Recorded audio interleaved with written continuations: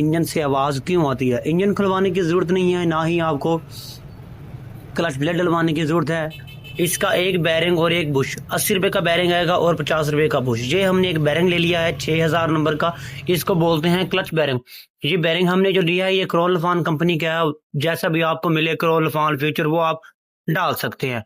इसकी हमने दोनों साइड की सीलें उतार देनी है, क्योंकि इंजन के इस बैरिंग के अंदर सीलें नहीं होती। इंजन के अंदर जितने भी बैरिंग हैं उनकी सीलें नहीं लगाई जाती CD70 में।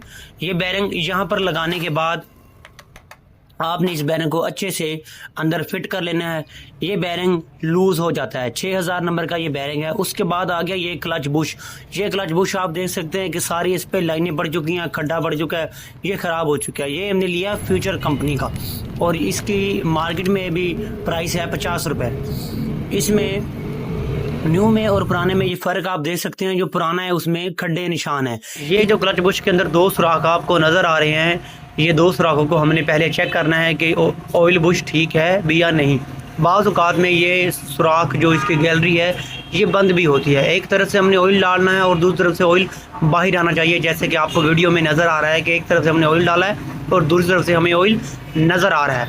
इसके बाद हमने क्लच बैरिंग के आगे इसका एक बुश आएगा छोटा, उसके बाद इसके हम ऑयल थ्रो बोलते हैं मुकम्मल को। ये इसका बुश आ गया और इसके बाद ये एक स्प्रिंग और इसकी ये डाबल आ गई। ये क्लच बुश है जो 50 रुपये का मिला था, हमने आपको चेक करवा दिया है। ये इसके आप पुराने में देख सकते हैं कि पुराने में खड्डे और नया बिल्कुल ओके है। इसकी एक टक्कर बनी हुई है, इस टक्कर को हमने बिल्कुल क्लच बुश के अंदर इस तरह फिट कर देना है। ये हमारे क्लच के तेल को इंजन के टापे में सारा सर्कुलेट करते हैं।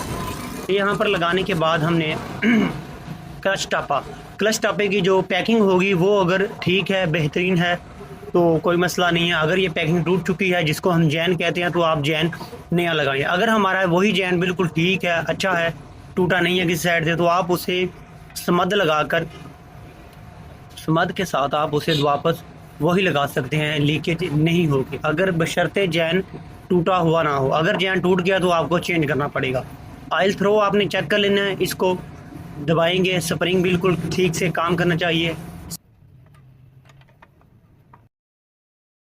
इसके बाद हमने इंजन का टापा वैसे का वैसे लगा देना है। 8 इसके काबले हैं जो हमने इसको फिटिंग करनी है। हम मैकेनिक के पास जाते हैं, उसे बताते हैं कि भाई हमारी क्लच इस तरह आवाज़ कर रहा है, क्लच दबाते हैं तो इंजन आवाज़ करता है। वो कहता है जी इंजन खुलेगा, ये होगा वो होगा। इन चक्करों में ना पड़े, जस्ट इसका ये बैरिंग और ये बुश लेके आप चेंज कर